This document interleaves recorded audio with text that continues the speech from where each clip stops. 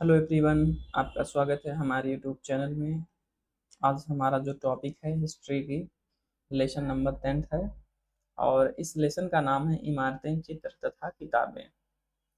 तो इस लेसन ये 6 क्लास की जो एनसीईआरटी यहीं पे समाप्त हो जाएगी, जो न्यू एनसीईआरटी है। ठीक है, इसके आगे 7th क्लास की एनसीईआरटी का फर्स्ट लेसन चलेगा। तो आज जो हमारा टॉपिक है 10th क्लास की एनसीईआरटी है, तो हम यहाँ से प्रारंभ करते हैं। ठीक है, यह हिस्ट्री की क्लास 6 है, चैप्टर नंबर 10 है और इस लेसन का नाम है इमारतें, चित्र तथा किताबें। इस पूरे अध्याय को हम विस्तारित रूप में समझाया गया है। ठीक है, तो इस चैप्टर को आज हम इसमें पहले नंबर पे देखेंगे लौह स्तंभ और धातु विज्ञान के बारे में। ये देखिए एक लौह स्तंभ है। ठीक है, ये ऐसा लौह स्तंभ है जिस पर आज तक जंग ही नहीं लगा है। एक इसका स्थान जो है, ये लौह स्तंभ है, कुतुब मीनार यानी कि दिल्ली के परिसर में स्थित है। ठीक है, यह स्थान पॉइंट में देखिए, कुतुब मीनार यानी दिल्ली परिसर में स्थित लौह स्तंभ है। यही देखिए लौह स्तंभ है। ठीक है, ऊंचाई इसकी है 7.2। ठीक है, इसकी जो ऊंचाई है ये वाली, ये जो ऊंचाई देख रहे हैं ना, ये वाली 7.2 है और वजन इसका 3 टन, मतलब 3 टन से भी अधिक है। सोचिए, इसकी विशेषता क्या है, लगभग 15,000 नहीं 1500 साल पुराना होते हुए भी आज तक उस पर जंग नहीं लगा। 1500 साल पुराना, बताइए। शिलालेख, चंद्र नामक शासक का उल्लेख संभवतः गुप्त वंश से है। भारत का प्राचीन धातु विज्ञान, हड़प्पावासी तांबा कांसा बनाना जानते थे। गुप्त काल में लोहा ढालना एक बड़ी उपलब्धि थी। स्तूपों की बनावट और विशेषताएं। अर्थ देखिए, स्तूप का शाब्दिक अर्थ होता है टीला। प्रमुख तत्व धातु भंडार गृह, रेलिक चेम्बर यानी अंदर रखा जाता है बुद्ध के दांत, हड्डी या राख आदि। जो धातु भंडार गृह है उसमें क्या क्या रखा गया है, बुद्ध के दांत रखे गए हैं, हड्डी रखी गई है, राख रखे आदि। प्रदक्षिणा पथ, स्तूप के चारों ओर परिक्रमा के लिए बनाए गए गोल। ठीक है, वेदिका प्रदीक्षा पथ को घेरे रहती है। देखिए घेरे रहती है। ठीक है, तोरण सुंदर सजावटी द्वार, ये जो देखिए ये जो बनावट है इसको तोरण द्वार के नाम से भी जाना जाता है। उदाहरण में जैसे देखिए सांची है, जो सांची का स्तूप है वो मध्य प्रदेश के महान स्तूप यानी अशोक कालीन स्तूप है।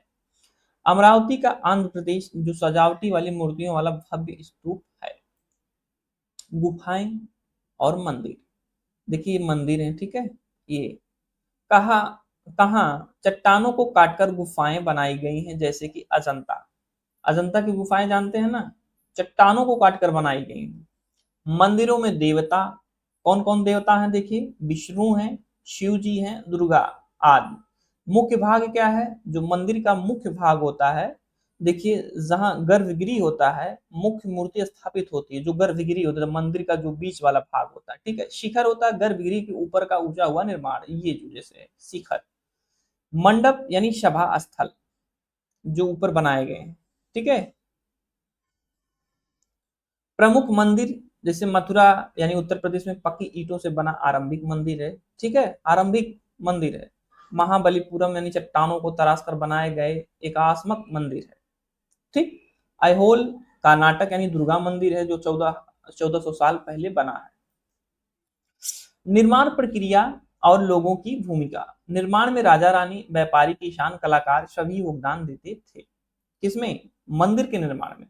कई मूर्तिकारों, लोहारों, चित्रकारों के नाम स्तूपों, मंदिरों की दीवारों पर खुदे मिले हैं। उदाहरण में देखिए, सांची के तोरण का खर्च हाथीदार शिल्पकारों के संघ ने उठाया। किसने, सांची के तोरण का खर्च कौन ने उठाया, हाथी के दांत शिल्पकारों के संघ ने उठाया, शिल्पकार के संघ। चित्रकला यानी अजंता की जो गुफाएं हैं, अजंता यानी महाराष्ट्र में बौद्ध विहार और गुफाएं हैं। ठीक है, अजंता गुफाओं में भीत चित्र हैं और मशाल की रोशनी में बनाए गए। किसकी, मशाल की रोशनी में। जो रंग है प्राकृतिक पौधों और खनिजों से बनाए गए हैं, जो आज भी चमकते हैं। जो अजंता की गुफाएं हैं, आप देखेंगे उसके डायग्राम में, तो आज भी जो क्या बोलते हैं चित्रकार होते थे, जो भित्ति चित्र बनाए गए हैं, तो उसमें प्राकृतिक पौधों को इस्तेमाल किया गया है। कलाकार अनाम रहे, लेकिन उनकी कला अतुलनीय है। कलाकार जिसने कला की है उसका नाम तो नहीं है, पर उनकी कला अतुलनीय है, कल्पना नहीं की जा सकती। पुस्तकें और महाकाव्य, तमिल महाकाव्य में देखिए, शिल्प शिल्प दिकारम शिल्प दिकारम के लेखक हैं इलांगो आदिगल, ठीक है। कोवलन और कन्नगी की प्रेम कहानी जिसमें चर्चा की गई, ठीक है। शिल्प शिल्प दिकारम में के लेखक हैं इंगालो आदिगल हैं, जिसमें उस टॉपिक के अंदर इस रचना के अंतर्गत कोवलम और कन्नगी की प्रेम कहानी की चर्चा की गई है। और दूसरी देखिए रचना है मणि में कलई के लेखक है संत नार है। कभी कभी एग्जाम में पूछता है, एनसीईआरटी की चीजें हैं तो बहुत ध्यान से आप देखेंगे। मणि में कलई है जिनके लेखक है संत नार। संस्कृत रचनाकार हैं, देखिए पुराण है, ठीक है। महाभारत है, रामायण है। पुराण में किसकी चर्चा की गई है, देखिए देवी देवताओं की कथाओं की चर्चा की गई है, कथाएं हैं। पूजा विधियां और सृष्टि की उत्पत्ति के बारे में पुराणों में बताया गया है। महाभारत में देखिए कौरव पांडवों का युद्ध और भगवत गीता की चर्चा है, ठीक है। रामायण में देखिए इसमें कौन कौन किरदार है, राम है, सीता है, रावण की कथा, लेखक उनके वाल्मीकि है। गणित और खगोल शास्त्र और आयुर्वेद, गणित और खगोल शास्त्र, आर्यभट्ट यानी आर्यभट्टियम, पृथ्वी अपनी दूरी पर घूमती है ग्रहण का कारण। क्या कारण था, पृथ्वी अपने दूरी पर जब घूमती थी तो ग्रहण का कारण, ठीक है। अन्य विद्वान है वराह मिहिर है, ब्रह्मगुप्त है, भास्कर आचार्य।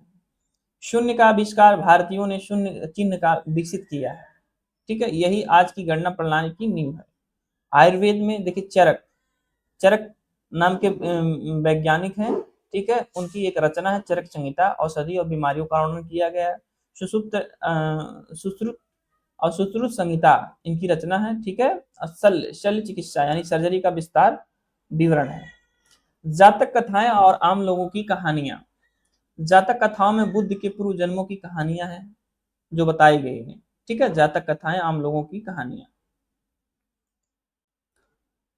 बंदतर यानी बंदर राजा की कहानी, अपने प्रजाजनों को बचाने के लिए जान देने वाला बंदर राजा भरहुत के स्तूप में चित्रित है। अंतिम बिंदु, देखिए दोस्तों एक बात मैं कहना चाहता हूं, हमारे चैनल को आप सपोर्ट करें, लाइक सब्सक्राइब शेयर करें। अब जो टॉपिक का अंतिम बिंदु है, इसमें कुछ महत्वपूर्ण चीजें स्थान और तिथियां भी दी गई, जैसे सांची का स्तूप 2300 साल पहले, ठीक है। अमरावती 2000 साल पहले, लौह स्तंभ महाबलीपुरम मंदिर 1500 साल पहले, दुर्गा मंदिर एहोल 1400 साल पहले, कामदास यानी 1600 साल पहले। तो दोस्तों मैं यही चाहता हूँ आप लोगों का सपोर्ट रहेगा तो मैं कंटेंट को ऐसी नहीं, मैं फिजूल की चीज़ें आपको कभी नहीं पढ़ाऊंगा। जो टू द पॉइंट जितने भी एनसीईआरटी के जो लेसन्स हैं उनको मैं टू द पॉइंट रखूंगा जो हैं, और जो महत्वपूर्ण चीज़ें, ऐसे नहीं कि मैं फिजूल की चीज़ें इसमें इंक्लूड करूं। ये मेरा सिद्धांत नहीं है। मैं सोचता हूँ कि जो बेहतर चीज़ें हैं जो बच्चों को जानना चाहिए वही कंटेंट मैं रखूंगा इस लेसन के अंतर्गत। तो ये आप लोग लाइक सब्सक्राइब शेयर करिए, और अपने जो बच्चे पढ़ने वाले हैं, युवा वर्ग हैं, और जो यूपीएससी यूपीपीसीएस या सीटेट केवीएस एनबीएस या डीएसएसबी एनसीईआरटी की चीज़ें जितनी हैं इसमें इंक्लूड कर दी गई हैं, और ये लेसन समाप्त हो गया है। एनसीईआरटी की जो क्लास 6 है, हिस्ट्री है, ये यहीं पे समाप्त हो गई। अब कल से हमारा फर्स्ट लेसन 7 क्लास हिस्ट्री की चलेगी।